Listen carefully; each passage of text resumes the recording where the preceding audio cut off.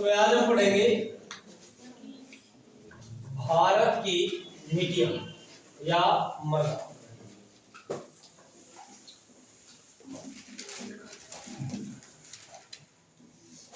भारत की मृदा या मिट्टी। तो सबसे पहले हम ये बात देखेंगे मृदा नाम आया कहां से। तो ध्यान रखना, मृदा ये लैटिन भाषा का एक शब्द है और लैटिन भाषा का जो शब्द है उसका नाम था सेलम। और सेलम से क्या बना? सॉइल बना।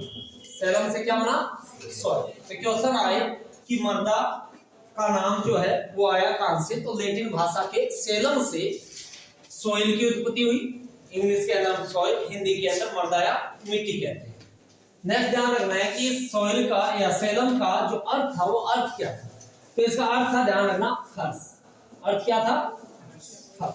कि सेलम शब्द का अर्थ क्या है? फर्श। यानी जिस प्रकार से मिट्टी जो है वो भूपृष्ठ, भूपृष्ठ यानी भूमि, पृष्ठ यानी कि ऊपर वाला क्षेत्र, तो जिस प्रकार से भूमि संपूर्ण भूपृष्ठ के ऊपर है उसी प्रकार से फर्श क्या होता है? धरातल के ऊपर रहता है। तो इसका अर्थ हो गया क्या? फर्श। फिर हम ये बात करें कि मिट्टी का निर्माण हुआ। तो मिट्टी का जो निर्माण है वो ऐसा तो है नहीं कि एक साल के अंदर हो गया। तो मिट्टी के निर्माण के अंदर लाखों साल लगे, और लाखों साल लगे तो इनके अंदर कौन कौन से खनिज पदार्थ हैं? तो जैसे पेड़ पौधे, पेड़ पौधों से पत्तियां या फूल के गिरने से, पत्तियां या फूल के गिरने से या जीवों के अवशेषों से, जीव जंतु जो होते हैं उनके शवों को जब फेंक दिया जाता है तो सड़ गल करके किसका निर्माण करते थे? मिट्टी का निर्माण करते थे। तो भाई मिट्टी का जो निर्माण हुआ वो किससे हुआ है? तो जीवाश्म व वनस्पतियों के सड़ने गलने से लाखों वर्षों की प्रक्रिया के पश्चात में ये मिट्टी का निर्माण हुआ। निरंतर जमाव से क्या हुआ है? इनका निर्माण हुआ है। और ध्यान रखना कि वनस्पतियों के सड़ने गलने और जीवाश्म के मिलने से ही ह्यूमस का निर्माण होता है। किसका निर्माण होता है? ह्यूमस का निर्माण। तो इस प्रकार से किसका निर्माण हुआ? मिट्टी का निर्माण। अब हम ये देखते हैं कि मिट्टी के अंदर कुल कितने संस्तर होते हैं। तो मिट्टी के अंदर 4 संस्तर होते हैं। कितने संस्तर पाए जाते हैं? 4 संस्तर। मिट्टी का जो सबसे ऊपरी जो भाग होता है कि ये हमने 4 संस्तर बना दिए कि भाई ये ए संस्तर, ये बी, ये सी और ये डी। तो ये कुल मिट्टी के अंदर कितने होते हैं? 4 संस्तर। ऊपर ही ऊपर जो होता है ना वो छोटे कण होते हैं। मिट्टी के कैसे कण होते हैं? छोटे कण। और यही भाग मिट्टी का सर्वाधिक उपजाऊ भाग होता है। कि मिट्टी का कौन सा संस्तर सर्वाधिक उपजाऊ होता है? तो ऊपरी भाग जो होता है वो सर्वाधिक क्या होता है? उपजाऊ होता है। और दूसरे भाग के अंदर छोटे कण होते हैं। फिर तीसरे के अंदर ध्यान रखना, धरातल के अंदर क्या है? चट्टाने हैं। क्या है? चट्टाने। और चट्टानों के टूटने से, जब चट्टाने टूटती है, टूटती किसके कारण है? ताप व दाब के कारण। किसके कारण टूटती है? ताप और दाब के कारण। अब ताप और दाब कैसे? जैसे सूर्य की जो गर्मी होती है उससे क्या मिलता है? ताप मिलता है। लेकिन सर्दियों के अंदर क्या होता है? धरातल पर बर्फ जम जाती है तो वही क्या होता है? दाब होता है। तो ताप और दाब के निरंतर चलने से, ऐसा नहीं है कि भाई एक साल के अंदर जैसे ताप लगी टूट गई ना, निरंतर चलने से ही जो अंतिम के अंदर जो आग्नेय चट्टाने हैं, कौन सी चट्टाने? आग्नेय चट्टाने। उन आग्नेय चट्टानों के टुकड़े होते हैं। तो एक छोटा टुकड़ा होता है, एक बड़ा टुकड़ा होता है। तो वही छोटे टुकड़े धीमे धीमे टूट टूट करके किसका निर्माण करते हैं? मृदा का निर्माण करते हैं। और अंतिम के अंदर क्या होती है? बड़े बड़े चट्टानों के टुकड़े होते हैं। तो ये मृदा के अंदर क्या होते हैं? 4 संस्तर, जिनमें प्रश्न पूछ लिया जाता है कि सर्वाधिक उपजाऊ मृदा का कौन सा भाग होता है? तो सबसे ऊपरी भाग मृदा का सबसे क्या होता है? उपजाऊ भाग होता है। लेकिन हमारे क्वेश्चन की दृष्टि से तो आएगा कि भारत के अंदर कौन कौन सी मिट्टियां पाई जाती है? भारत में कितने प्रकार की मिट्टियां पाई जाती है? तो भारत के अंदर मिट्टियों के संगम के अंदर कि भारत, ऐसा कहने कि भारत एक छोटा सा देश है, तो भारत एक क्या? विशाल देश है। और भारत का क्षेत्रफल की दृष्टि से विश्व में 7वां स्थान है। कौन सा स्थान है? 7वां स्थान। तो ये अपना भारत।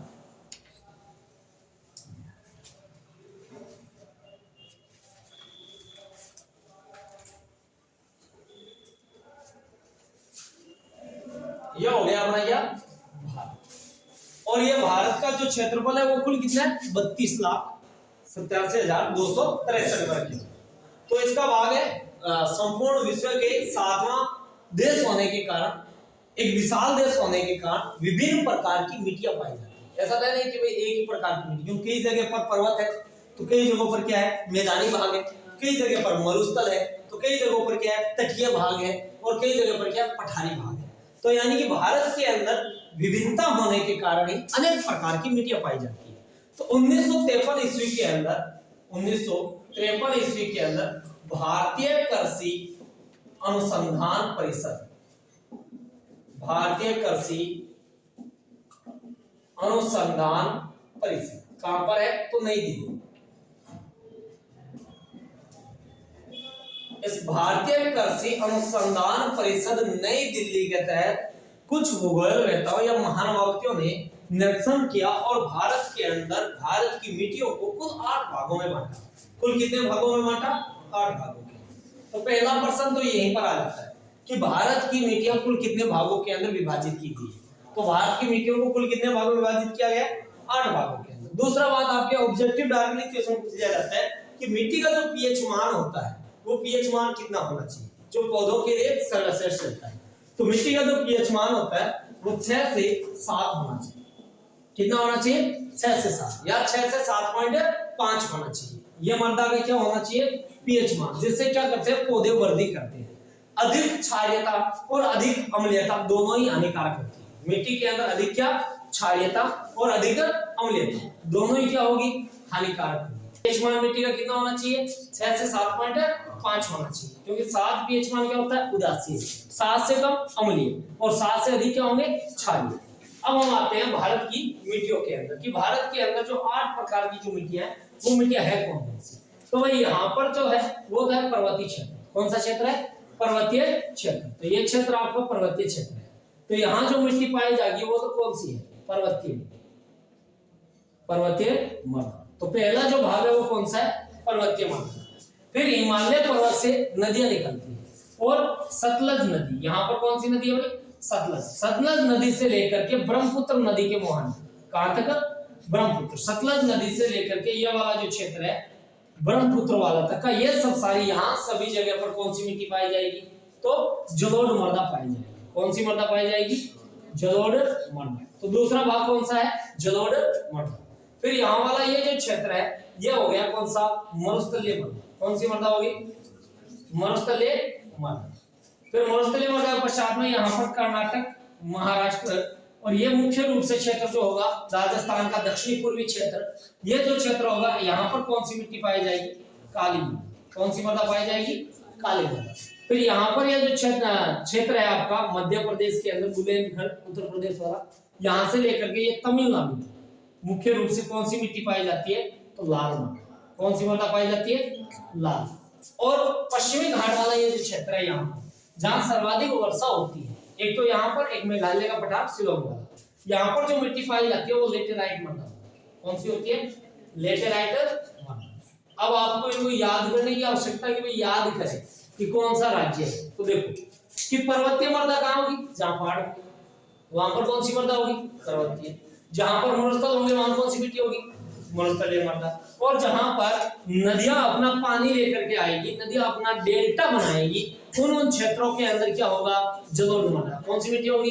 जलोढ़। तो हिमालय से निकलने वाली ये सभी नदियां यहाँ पर क्या करती है? अपने अवसादों का निक्षेप कर देती है और अवसादों के निक्षेप से यहाँ पर जो मिट्टियां होती है वो कौन सी होती है? जलोढ़ मृदा। तथा यहाँ वाला ये जो क्षेत्र है यहाँ पर भी कौन सी मिट्टी होगी? जलोढ़ मृदा। कारण क्यों? कि महानदी हमने पढ़ा था कि महानदी यहाँ उड़ीसा के अंदर कटक पर अपना मुहाना बनाती है, तो जितनी भी प्रायद्वीपीय भारत की नदियां हैं वो सब सारी पूर्वी घाट के अंदर अपना डेल्टा बनाती हुई बंगाल की खाड़ी में गिरती है। तो नदियां भी अपने साथ में क्या लेके आती है? जलोढ़ मृदा लेके आती है। क्या लेके आती है?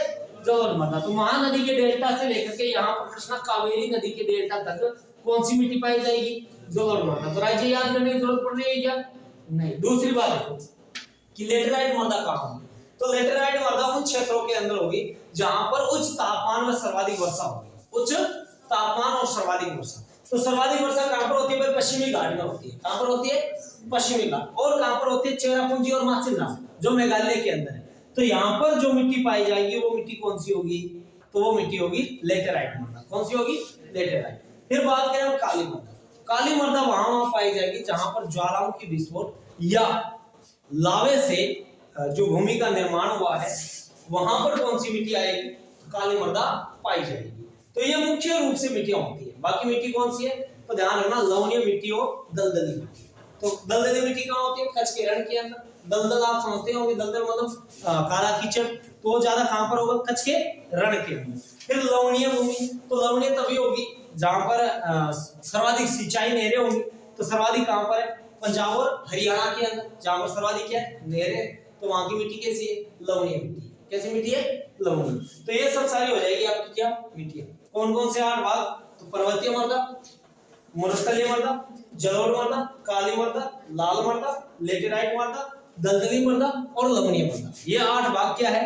जो भारतीय कृषि अनुसंधान परिषद के अनुसार भारत के अंदर मिट्टियों के भाग बताए गए हैं। अब इनके अंदर हम पढ़ेंगे क्रम वाइज कि सर्वाधिक मिट्टी कौन सी होती है भारत के अंदर। तो भारत में सर्वाधिक मिट्टी पाई जाती है कौन सी?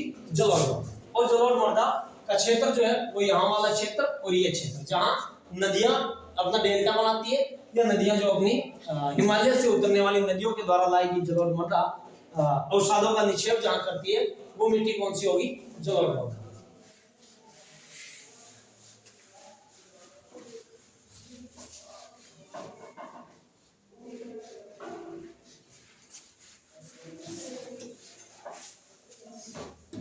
तो सबसे पहले हम मिट्टियों के अंदर हेडिंग लगाएंगे नंबर 1 जलोढ़ मृदा। कौन सी मिट्टी?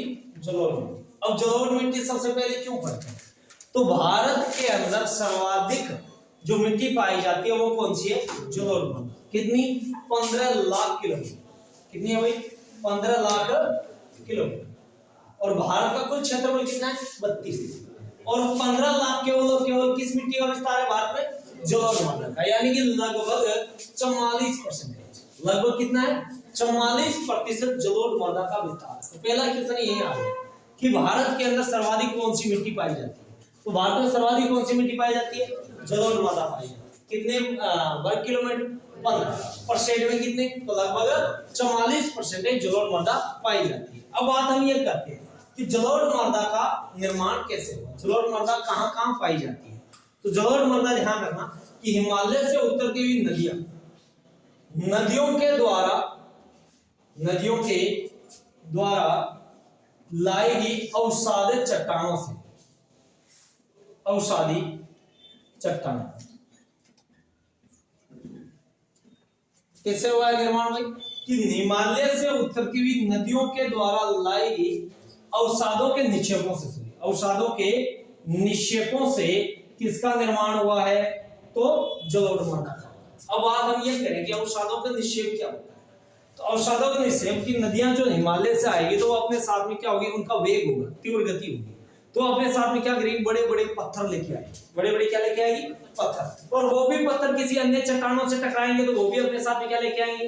पत्थर लेके आएंगे। और मैदानी भागों के अंदर आते हो जो मैदानी भाग में आएगी तो वो उनका क्या कर देगी? विस्तार कर देगी, यानी छेद कर देगी। तो वहां पर जो मिट्टी पाई जाएगी वो मिट्टी कौन सी होगी? जलोढ़ मृदा। तो वो कहाँ कहाँ पाई जा सकती है? जहां जहां नदियां बहती है वहां पर क्या पाई जाएगी? जलोढ़ मृदा। तो भारत में नदियां कहाँ कहाँ पर है? क्या भाई जी? हिमालय उतरती हुई नदियां, बिल्कुल भाई। हिमालय जितनी नदियां उतरे वे सगली के अवसादों का निक्षेप करती है। प्रायद्वीप के भारत की जितनी भी नदियां हैं बंगाल की खाड़ी में गिरती है तो वो भी क्या करती है? अपने साथ में लाएगी जो कचरा वगैरह होता है उनके क्या करती है? निक्षेप करती है। क्योंकि हमने कहा था कि जब नदियां समुद्र तट के अंदर गिरती है तो वो भी अपने साथ में क्या लाती है? तलछट लेके आती है। क्या लेके आती है? तलछट। और तलछट के लाने से ही तो मैंने कहा था कि समुद्रों से जो पानी आता है उससे झीलों का निर्माण होता है और वो झीलें लेंगुन झीलें कहलाती है। कौन सी झीलें कहलाती है? लेंगुन। तो वही जो प्रायद्वीप के भारत की जितनी भी नदियां हैं वो बंगाल की खाड़ी में गिरती है। तो इधर जो महानदी से लेकर के कृष्णा नदी तक का जो क्षेत्र होगा वहां मिट्टी कौन सी होगी? जलोढ़। तो याद करने की जरूरत है कि भाई राज्य कौन से? नहीं है जरूरत। फिर हम ये देखें कि जलोढ़ मृदा के अंदर किस चीज की प्रचुरता होती है, यानी कि मात्रा किसकी अधिक होती है? क्या चीज इसमें सर्वाधिक पाया जाता है? तो जलोढ़ मृदा के अंदर सर्वाधिक पाया जाता है, ध्यान रखना, चूना व पोटास। सर्वाधिक मात्रा में क्या पाया जाता है? चूना व पोटास। चूना व पोटास की जलोढ़ मृदा के अंदर क्या होती है? अधिकता होती है। अब बात आप ये करोगे चूना किया तो देखो कि जलोढ़ नाम से आप ऐसे देखो, धीमे धीमे बोलो एकदम, जल ओढ़, क्या? जल ओढ़। अब जो चुनरी ओढ़, चुनरी गिर के ऊपर ओढ़ी थी जी, जल ओढ़। तो जल ओढ़ का मतलब धरातल पर जल हो। धरातल पे क्या हो? जल हो, वहां मिट्टी कौन सी होगी? जलोढ़ मिट्टी होगी। यानी नदियां आएगी, नदियों का ऊपर पानी रहेगा जमा हुआ, नीचे मिट्टी रहेगी, तो वो मिट्टी कौन सी होगी? जलोढ़ मिट्टी होगी। और जब निरंतर पानी रहता है तो वहां पर क्या होता है भाई? चूने की मात्रा अधिक होती है। किया जो मान लो हिया बाल्टी भी नहा खराब कुंडी में पानी का डर, तो प्रत्येक दिन जिस बाल्टी से हम पानी निकालते हैं उस बाल्टी के थल्ले के अंदर नमक जैसा हो जाता है, व्हाइट व्हाइट होता है कि नहीं होता है? तो प्रत्येक दिन पानी रहने से किसकी मात्रा बढ़ी? चूने की मात्रा। जब पानी राड़ हिया राड़ ने डुबो ही रखा, तो भी राड़ के भी क्या उसी दौड़ दौड़ा गए, नमक की मात्रा हो जाएगी ना। तो अब सोचो इस जलोढ़ मृदा के अंदर वर्ष भर पानी ऊपर रहता है। जलोढ़ मृदा के ऊपर क्या रहता है? पानी। तो यहाँ पानी रहेगा तो यहाँ क्या चूने की मात्रा अधिक नहीं होगी? तो जलोढ़ मृदा में प्रचुर मात्रा में क्या पाया जाता है? चूना और पोटास पाया जाता है। दूसरी बात ये कि इसके अंदर कमी किस चीज की होती है? इसके अंदर क्या किस खनिजों की या किस तत्वों की कमी होती है? तो ध्यान रखना, नाइट्रोजन, फास्फोरस और ह्यूमस, इनकी क्या होती है? कमी होती है। कि नाइट्रोजन, फास्फोरस और ह्यूमस की क्या होती है? कमी होती है। अब बात ये ध्यान रखना, नाइट्रोजन, फास्फोरस और ह्यूमस भारत के अंदर लगभग सभी मिट्टियों में कमी होती है। लगभग सभी मिट्टियों के अंदर क्या होती है? कमी होती है इन चीजों की। केवल किस मिट्टी को छोड़ करके? पर्वतीय और दलदली मिट्टी को छोड़कर। कौन सी मिट्टी को छोड़ के? पर्वतीय और दलदली। क्योंकि पर्वतीय मिट्टी के अंदर सर्वाधिक क्या होते हैं? पेड़ पौधों की पत्तियां वगैरह वगैरह होती है, जिससे ह्यूमस की मात्रा अधिक होती है। दलदली क्षेत्र के अंदर भी जिया मान लो गांव की गुआड़ है और गांव की गुआड़ के मात्र जी भैंसार में ठहरे हुए, तो बीच के में पूरे गांव लोग पानी हुई भेड़ो बठिया और भी जगह कादो कीचड़ कोरे हुए, तो वहां पर क्या होती है? ह्यूमस की मात्रा। और ह्यूमस ज्यादा किसके अंदर होता है भाई? जहां पर वनस्पति सड़गल जाती है, जीवों के अवशेष सड़गल जाते हैं, वहीं पर क्या होता है? सर्वाधिक ह्यूमस। तो भारत की लगभग मिट्टियों के अंदर ह्यूमस की हमें कमी मिलेगी, केवल दो मिट्टियों को छोड़, एक पर्वतीय और एक दलदली मिट्टी को छोड़कर बाकी सभी जगहों पर क्या होगा? कमी मिलेगी। नेक्स्ट ध्यान रखना, जलोढ़ मृदा की जब खुदाई की जाती है तो जलोढ़ मृदा की खुदाई की जाती है तो इनके अंदर कैल्शियम कार्बोनेट की ग्रंथियां मिलती है। किसकी मिलती है भाई? कैल्शियम कार्बोनेट, जिन्हें ध्यान रखना कंकड़ कहा जाता है। क्या कहा जाता है?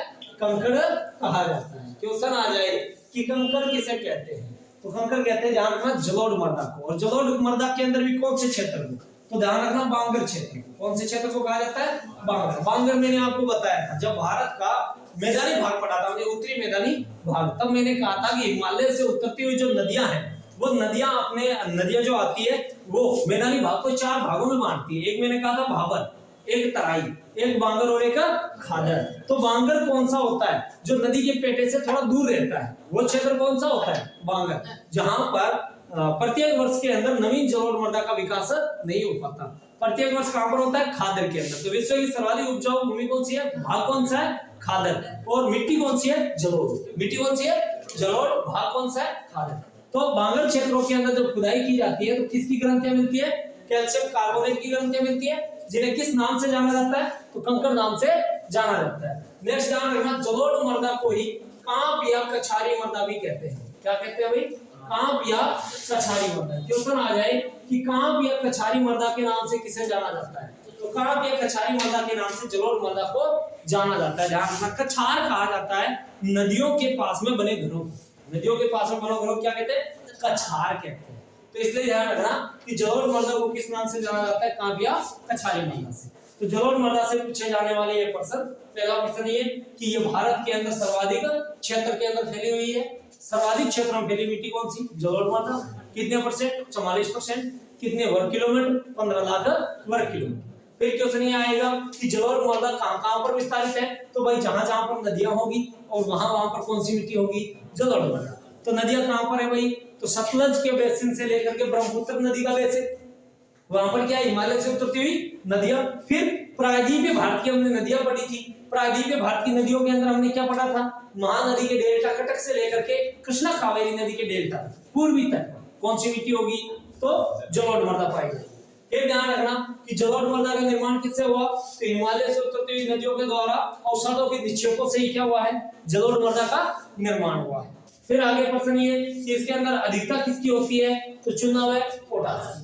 कमी किसकी होती है, नाइट्रोजन और फास्फोरस और आयरन की। अब आपके प्रॉब्लम ये है गुरुजी चीजों की कमी हुई है जहां उपजाऊ किया हो, इन चीजों की कमी होती है तो फिर ये उपजाऊ कैसे हुई। तो ध्यान रखना कि ये क्या करती है, अवसादों का निक्षेप करती है। अवसादों अर्थात चट्टानों का, तो चट्टानी चूर्ण का निक्षेप करती है। तो चट्टानी चूर्ण के अंदर विभिन्न प्रकार के खनिज तत्व होते हैं जो उपजाऊ जमीन बना देते हैं। क्या बना देते हैं, उपजाऊ जमीन। ध्यान रखना वर्तमान के अंदर अधिकतर देश जैविक खेती को अपना रहे हैं। किसको अपना रहे हैं, जैविक खेती। जैविक खेती का मतलब है जिसमें रसायनों की मिलावट ना हो। और हमारे भारत के अंदर भी संपूर्ण सिक्किम जो राज्य है उस राज्य के अंदर जैविक कृषि की जाती है। कैसी कृषि की जाती है, जैविक। जैविक का मतलब क्या होता है, खाद वगैरह वगैरह छिड़कना। जैसे ऊपरी तल होता है भूमि का, उसके अंदर क्या किया जाए, वनस्पति और जीव जंतु जो अवशेष होते हैं, छोटे छोटे जीवों का जो अवशेष होता है या गोबर वगैरह वगैरह होती है, खाद होती है, उनको क्या करते हैं वो जमीन के ऊपर छिड़काव करते हैं। जिससे क्या होती है, जमीन अधिक उपजाऊ होती है। और वही क्या होती है, जैविक कृषि होती है जिसके अंदर रासायनिक मिलावट नहीं होती, जिससे भूमि को कोई नुकसान नहीं पहुंचता है। ये हो गया भाई जलोढ़ मृदा। अब हम पढ़ते हैं भारत की दूसरी मिट्टी कि सर्वाधिक तो कौन सी है, जलोढ़ मृदा। और भारत के अंदर दूसरे स्थान पर कौन सी है, तो लाल मिट्टी। कौन सी मिट्टी है भाई, लाल मिट्टी।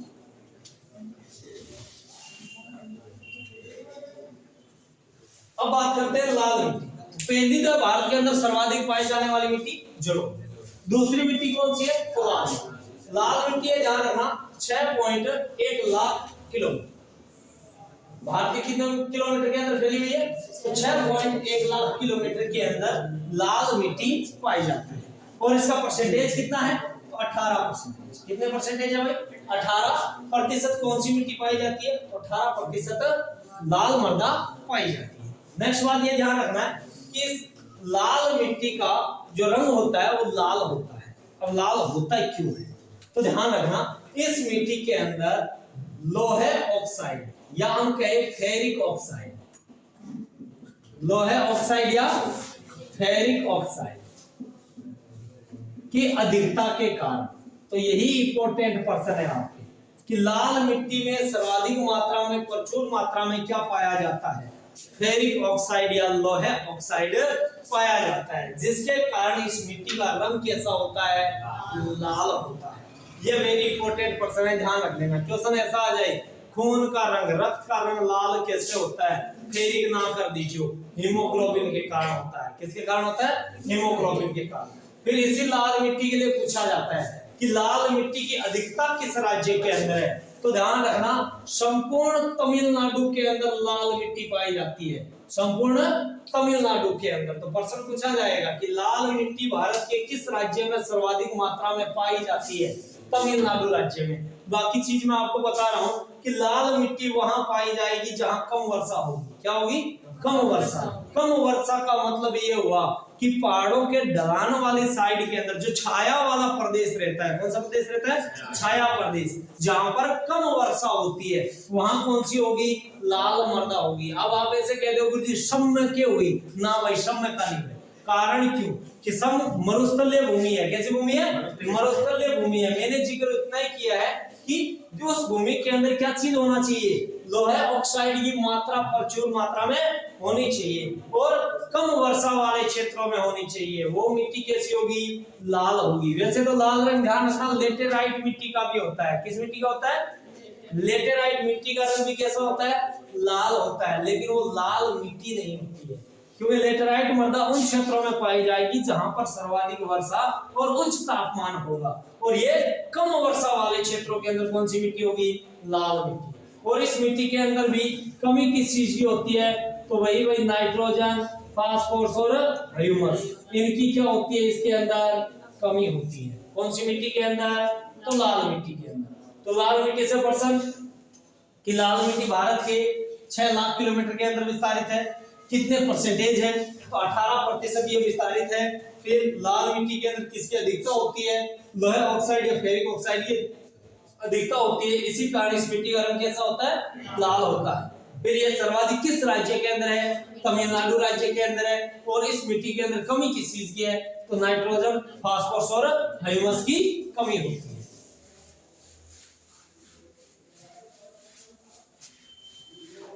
फिर भारत की तीसरी मिट्टी है काली मृदा। कौन सी मृदा आएगी, काली मृदा।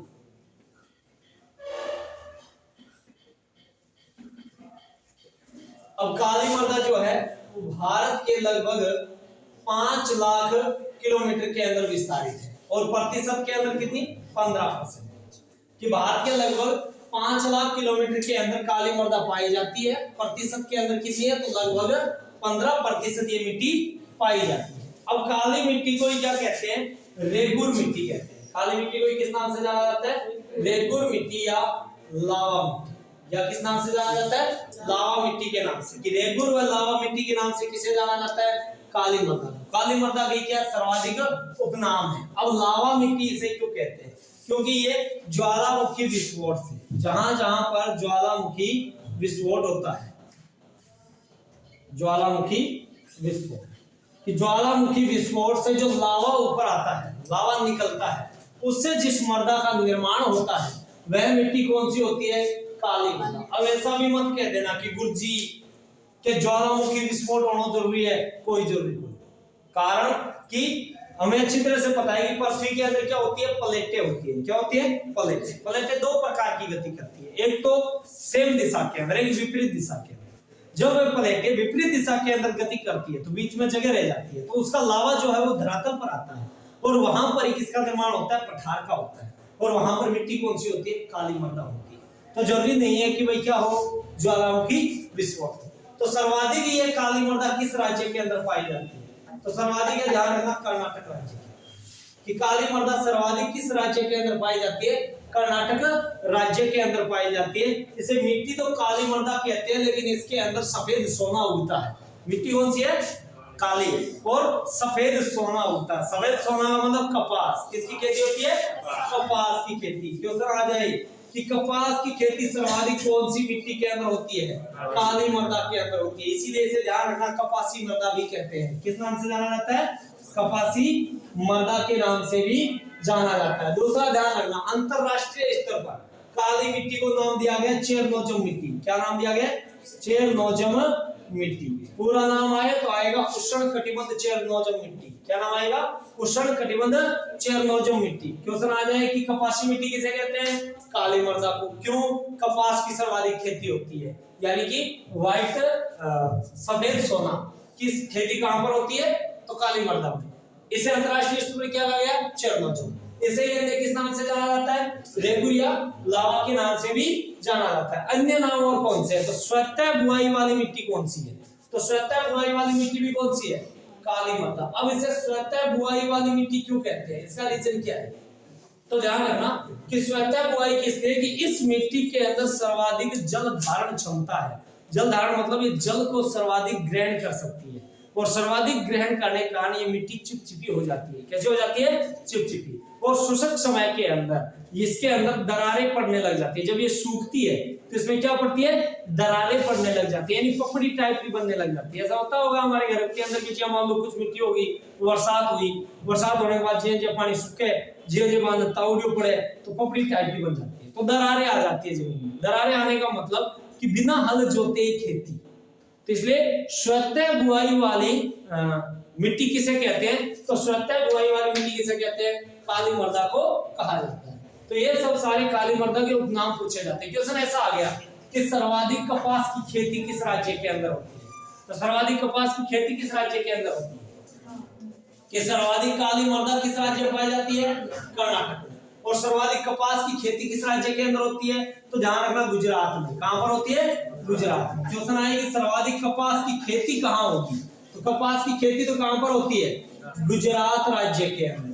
जबकि सर्वाधिक काली मृदा किस राज्य के अंदर है, कर्नाटक में। राजस्थान के भी दक्षिणी पूर्वी भाग के अंदर कौन सी मिट्टी है, काली मृदा पाई जाती है। कौन सी मृदा पाई जाती है, काली मृदा पाई जाती है। तो ये हो गया आपके कौन सी मिट्टी, काली मृदा।